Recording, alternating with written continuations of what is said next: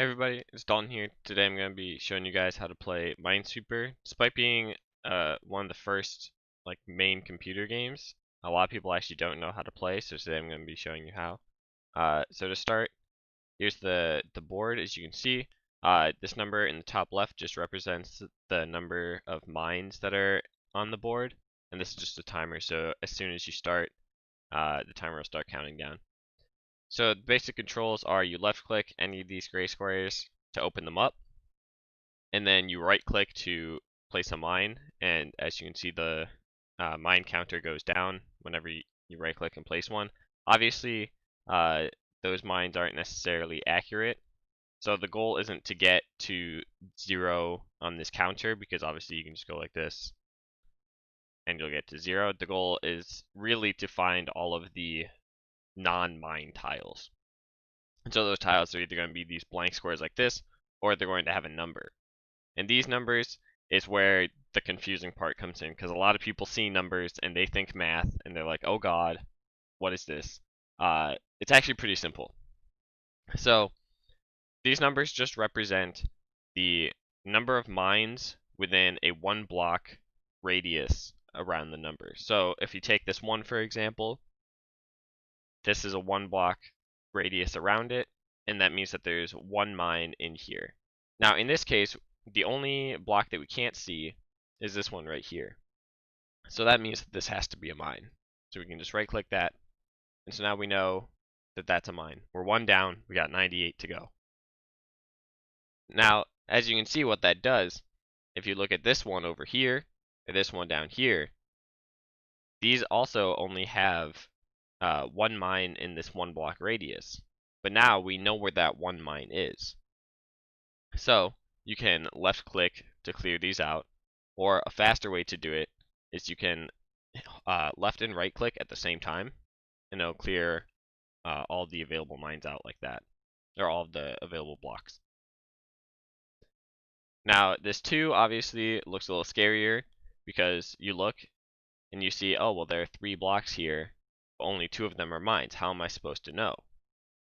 Well, that's when you use the other numbers around it to try and give you an idea. For example, this one in this corner only has 1 empty block around it, and it still needs 1 mine. So that means the mine has to be here. Same with the one in this corner, that mine has to be here. And so now if you go back and look at this 2, you can see, hey, within this 1 block radius, it's got a mine here and a mine here. That's 2. There you go. We did it. And so you can keep expanding that way. Now, there are going to be times where if you look at this 3, for example, it looks like you're not going to be able to solve it. But if you come up and look at this 2, it's only got 2 blocks. One of them is already marked as a mine, so that means the other one is here.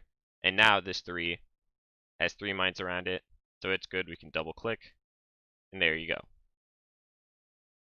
Now if you look at this 4, you're going to see that we have 3 of the 4 mines in this 1 block radius around it, but we don't know where that 4th one is.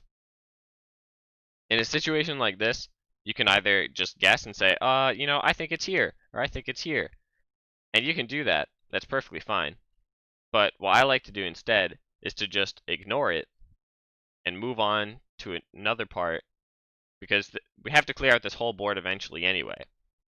So it's better to not waste your time getting stuck on this, and it's better to look for something that might be a little easier, and maybe as you expand along the board, you'll find it more easily. For example, this one right here already has the mine near it. We can double click it, clear stuff out. Same with this one here. And now this 2 has 1 mine, needs another mine that's in this corner, and you can keep expanding that way. Now those are just the basics of Minesweeper. I'm just going to clear this out a little bit. Obviously there are different difficulties. If you're just starting out, I recommend beginner. It's a lot smaller, as you can see. Only 10 mines that you have to find in a much smaller grid. Yeah, this looks a lot simpler. I'm showing this to you guys on expert because there are a couple tips and tricks for expert difficulty that I think are important. So I'll try and find a good example here. So here's a good example of a situation where you look at this 2, for example, right? We have 1 mine, so we need 1 more. It could be in here or here. And now you can't really tell just from immediately looking at it which one it is. However, sometimes you can find where things are by knowing where things aren't. And what I mean by that is if you look at this 1, we know that there has to be 1 mine within these 5 blocks. Now from this 2, we know that there has to be either a mine here or a mine here. Now in either of those situations, let's say the mine's here, that means these 4 blocks are all safe. In the other case, where there's a mine here, that means these 4 blocks are safe. And if you notice, no matter where the mine is, these 3 blocks are always going to be safe. So we can just click them out now. Now, in this case, it didn't reveal which mine was going to be in this 2, but it did reveal that this 2 over here has its 2 mines here and here. And from that, now we have this one is satisfied, and we can keep expanding out like that.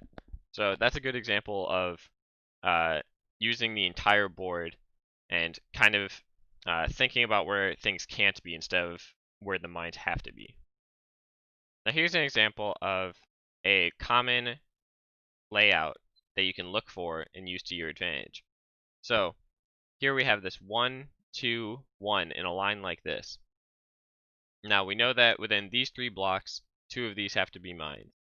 But we know that within these 3 blocks around each of these 1s, only 1 of them can be a mine. So let's say if we look at this 2, if the 2 mines are here and here, well this one has too many mines near it. It has 2 instead of 1. So that layout can't work. And if we go like this, now again we can see this one has 2 mines near it instead of 1. So that layout doesn't work either.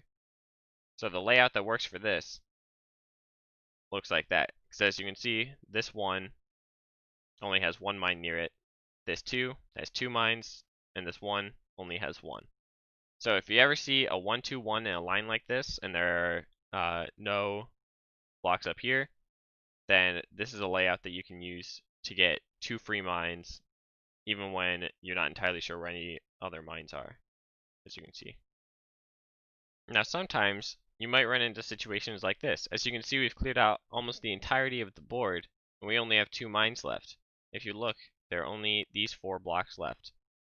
Now, the problem comes in where either of these 2 could be the 1 mine needed for these 3s. Either of these 2 could be the mine, this 3 and 2 combo here. And either of these 2 could be the mine for this 2 and 1 combo. So essentially this could either look like this, or it could look like this. And there's no way of knowing.